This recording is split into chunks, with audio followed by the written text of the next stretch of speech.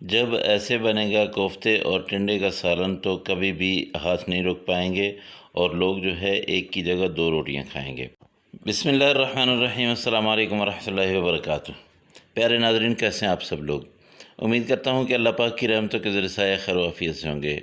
दोस्तों, आज आप सब दोस्तों के लिए टिंडे और कोफ्ते का सालन ये रेसिपी लेके हाज़िर हूँ।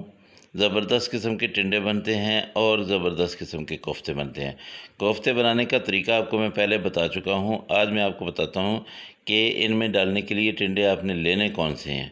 तो देसी टिंडे जो हैं आजकल बाज़ार में बहुत आए हुए हैं। ये वाला टिंडा जो है इसको आपने लेना है और इनको आपने ऊपर से इसकी जिल्द उतार देनी है और उसके बाद इसको साफ़ करके रख लेना है। कोफ्ते अभी एक ही हफ़्ता हुआ है कि हमने कोफ्ते बनाए थे, वही मैंने फ्रीज़ करके रखे हुए थे, ये मैंने रख लिए हैं साथ। अब जो है हमने क्या करना है कि कढ़ाई को चूल्हे पर चढ़ा लेना है और आधा कप हमने इसमें ऑयल डाल लेना है।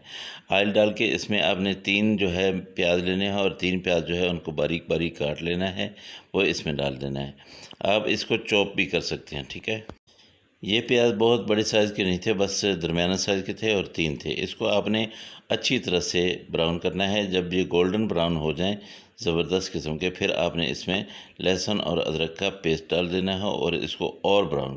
इसी दौरान मैं आपसे एक रिक्वेस्ट करता हूं कि आप जो है मेरी वीडियो को आखिर तक देखा करें। आपसे कुछ हिस्सा स्किप हो जाता है जिस वजह से आपका सालन जो है वो अच्छा नहीं बनता, क्योंकि मुझे मैसेज आए हैं कि आपका सालन बहुत ज़बरदस्त होता है। हम जब बनाते हैं तो इतना ज़बरदस्त, इतना प्यारा और इतनी अच्छी लुक नहीं आती है।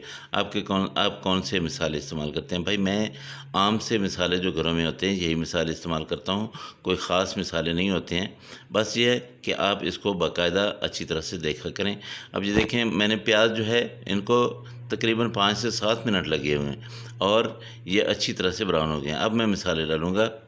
लाल मिर्च पाउडर, मिक्स मसाला और धनिया पाउडर, ये सारे एक एक चम्मच आपने डाल देने हैं। इसके साथ हल्दी जो है ये आपने आधा चम्मच और दड़ा मिर्च आधा चम्मच और उसके साथ जो है आपने ज़ीरा पाउडर 1 चम्मच और नमक आधा चम्मच ही डालिएगा। अब इन मिसालों को अच्छी तरह से मिक्स करना है और इनमें थोड़ा सा पानी भी डाल देना है ताकि ये मिसाले जो है अच्छी तरह से पक जाएं। फिर जब ये पक जाते हैं तब आपने इसमें टमाटर का पेस्ट डालना है। टमाटर साबित डालने हैं या उनको बारीक बारीक काट के डाल दें, जैसे आपकी मर्ज़ी है।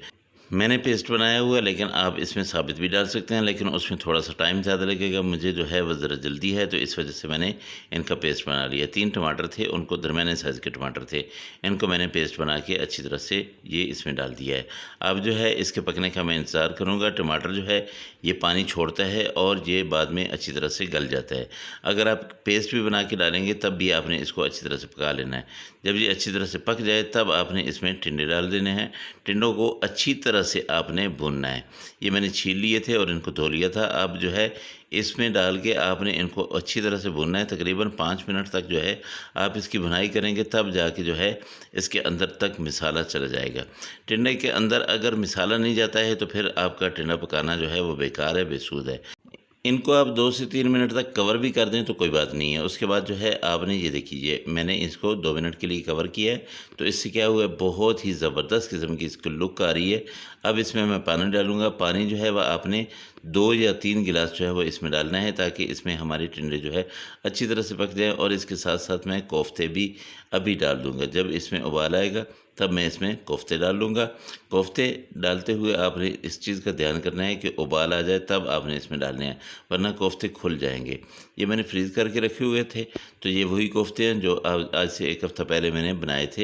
आधे मैंने उस दिन पकाए थे और आधे रख दिए थे। अब आपने इसका इंतज़ार करना है। इसको अच्छी तरह से मिक्स करके इसको ऊपर से बंद कर दें, कवर कर दें और फिर आपने तकरीबन 8 से 10 मिनट जो है हल्की आंच पे इसको पकते रहने देना है।